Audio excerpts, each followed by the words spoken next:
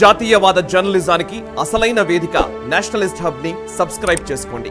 Notifications కోసం bell icon పై click చేయండి. వరుసగా మనం జరుగుతున్నటువంటి పరిణామాలు మురళి గారు, భారత్లో సాంస్కృతిక పునరుజ్జీవనానికి ఒక నాంది పలికినట్టు అవుతుంది అనుకోవచ్చా? ఎందుకంటే తరతరాలుగా జరిగినటువంటి దాడులు మనందరూ చాలా సందర్భాల్లో డిస్కస్ చేసుకున్నాం. వాటన్నిటి కూడా తిరిగి మనం స్వాధీనం చేసుకోవాల్సినటువంటి అవసరం ఉందని చెప్పి మనం గతంలో మాట్లాడుకున్నాం. ఎలా చూస్తారు తాజా పరిణామాలు? అంతే కదా అండి. మొన్న అయోధ్య, నిన్న కాశీ, ఈరోజు మధుర. తీర్పులన్నీ కూడా వచ్చే రిపోర్ట్స్ అన్నీ కూడా అనుకూలంగా వస్తున్నాయి.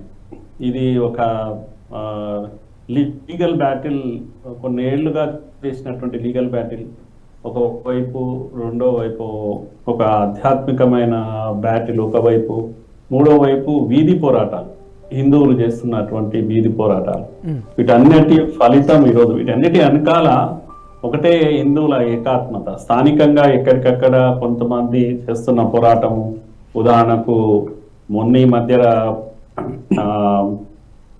జ్ఞానవాపి విషయంలో పూజలు చేసుకోవడానికి హిందువులకు అనుమతి రావడం, వ్యాస్కి తెహల్ఖానా ఏదైతే ఉందో అక్కడ పూజలు చేసుకోవచ్చు హిందువులు అనే అనుమతి రావడం, వెంటనే హిందువులంతా ఉత్సాహంగా అక్కడ పూజలు ప్రారంభించడం, దాని వెనకాల ఒక 5 మంది మహిళలు చేసినటువంటి పోరాటం, మాకు పూజలు చేసుకోవాలి, మేము గౌరీ దేవి యొక్క పూజలు అక్కడ వాళ్ళు అడిగారు. ఎప్పటి నుంచో చేసేవారు శృంగార గౌరీ పూజలు. వాళ్ళు చేసిన పోరాటం, ఇంకా ఇతరులు చేసిన పోరాటం, ఇవన్నీ ఏంటంటే ఒకటి కేవలం ఇది హిందూ అనే ఒక మతం చేస్తున్న పోరాటం కాదు, ఇది అస్తిత్వం, హిందూ అనేటువంటి ఒక అస్తిత్వం చేస్తున్నటువంటి పోరాటం. ఎందుకు హిందువులు 100 ఏళ్ళైనా కూడా వదలకుండా కూర్చున్నారు? వీళ్ళకేమైనా పిచ్చా, లేదా మత పిచ్చా అనుకుంటున్నారా? కాదు. ఇది వాళ్ళ యొక్క హిందూ యొక్క అస్తిత్వం. 500 సంవత్సరాలు, ఇంకొక 1000 సంవత్సరాలైనా ఈ పోరాటం మొదలదు. అందుకే 500 years తర్వాత 2019లో తీర్పు రావడము, ఇది హిందువులదే ఈ స్థానం అని చెప్పేసి, అయోధ్యలో రాముడి దేవాలయం ఉండేది, అది కూల్చే బాబ్రీ కట్టడం కట్టారు అని స్పష్టంగా కోర్టు ప్రకటన రావడం, కోర్టు తీర్పు రావడము. 22 జనవరిలో మనము భవ్యమైన దివ్యమైనటువంటి ఆ భవనంలోకి, దేవాలయంలోకి రాముడు తిరిగి రావడం, ఇది 100 సంవత్సరాల పోరాటం. ఇది ఏదైతే జరిగిందో ఇది అస్తిత్వ యొక్క పోరాటం. అది అలాగే ఇప్పుడు చేస్తున్నటువంటి మొన్నటి వారణాసి జ్ఞానవాపి విషయంలో కానీ, ఈరోజు మధురలో ఏఎస్ఐ ఇచ్చినటువంటి రిపోర్ట్ కానీ చాలా స్పష్టంగా ఏఎస్ఐ రిపోర్ట్ ఇచ్చింది. ఇది ఆలయం కూల్చి ఆలయం ప్లేస్ లోనే మసీదు కట్టారు అని ఇంత స్పష్టంగా కుండ బద్దలు కొట్టినట్టు అని అంటాం. కనుక ఆలయం కూల్చింది వాస్తవం, అక్కడే మసీదు కట్టింది వాస్తవం.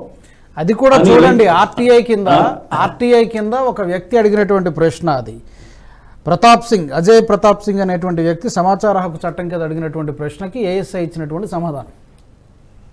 ఆయన అజయ్ ప్రతాప్ సింగ్ మెయిన్పూరి చెందినటువంటి వాడు. అతను వేసినటువంటి ఒక ఆయన ఆర్టీఐ అడిగాడంటే ఏఎస్ఐ ఇచ్చినటువంటి రిపోర్ట్ ఇది. ఇప్పుడు ఏఎస్ఐ రిపోర్టు లోకల్ కోర్టులో కానీ ఈవెన్ హైకోర్టులో వీటిలో సబ్మిట్ చేస్తామని చెప్పి ఎవరైతే వాదిస్తున్న అడ్వకేట్ ఉన్నారో ఆయన కూడా అన్నాడు, న్యాయవాది కూడా చెప్పాడు, మేము పోరాటం చేస్తాం, ఈ యొక్క రిపోర్ట్ను తీసుకెళ్తాం, మేము దీని ఆధారంగా మేము ఫైట్ చేస్తాము, లీగల్ గా అక్కడ మాకు దేవాలయం కట్టుకోవడానికి, లేకపోతే మా యొక్క డిస్ప్యూటెడ్ ల్యాండ్ 13.37 acres లో ల్యాండ్ ఏదైతే ఉందో, ఇప్పుడైతే మసీదు వాళ్ళ ఆధీనంలో 2.5 acres ఉంది, అది కూడా మా టెంపుల్ కు రావాల్సిందే, అక్కడ మేము ఆలయం నిర్మాణం చేయాల్సిందే అని కుండ బద్దలు కొట్టినట్టు ఆయన చెప్పారు. నేనేమంటున్నా అంటే ఈ 3 కూడా, ఇది రామాలయం పూర్తి అయిపోయింది కనుక జ్ఞానవాపి కానీ, లేకపోతే కృష్ణ మందిరం కానీ, కృష్ణ జన్మస్థలంలో కృష్ణ మందిరం, ఇది జన్మస్థలం అండి. కృష్ణుడు జైల్లో పుట్టాడు, హిందువులందరూ చెప్పేది, వాళ్ళు నమ్మేది ఆ జైల్లోనే పుట్టాడు కనుక అక్కడే పుట్టాడు, అక్కడ దేవాలయం ఉండి తీరాల్సిందే. ఇంకొకటి ఉంటుంది అని అంటే అది ఏ రోజు కూడా హిందూ అనేవాడు దాన్ని భరించలేడు, టాలరేట్ చేయలేడు. కనుక న్యాయ పోరాటము ఓపికగా చేస్తున్నటువంటి పోరాటము. కాకపోతే ఇప్పుడు రిజల్ట్స్ మీరు ఇంతకుముందు చెప్పినటువంటి ఏదైతే వర్షిప్ యాక్ట్ ఉంటుందో దీనిపైన కూడా పోరాటం జరుగుతుంది. అంటే ఇది ఒక కుట్రతో తెచ్చినటువంటి యాక్ట్ మాత్రమే. దేశ చరిత్ర 1947 తర్వాత ఈ దేశం పుట్టలేదు కనుక మేము 1991లో వచ్చిన వర్షిప్ యాక్ట్ ఏం చెప్తుంది, 47 తర్వాత స్టేటస్ కో అని. Why status quo after 47? As if there was no nation, no India and no civilisation. Ancient culture civilisation అన్నటువంటి థౌజండ్స్ ఆఫ్ ఇయర్స్ హిస్టరీ ఉన్నటువంటి ఒక దేశం యొక్క అస్తిత్వం ఇది. కనుక 47లో ఈ దేశం ప్రారంభం కాలేదు, 47లో దీని పునాదులు వేయలేదు, పునాదులు చాలా పాతవి. కనుక ఈ వర్షిప్ యాక్ట్ ఏదైతే ఉందో అది కొట్టుకుపోతుంది అండి, దానికి వాల్యూ లేదు అసలు. దానిపైన కూడా పోరాటం జరుగుతుంది.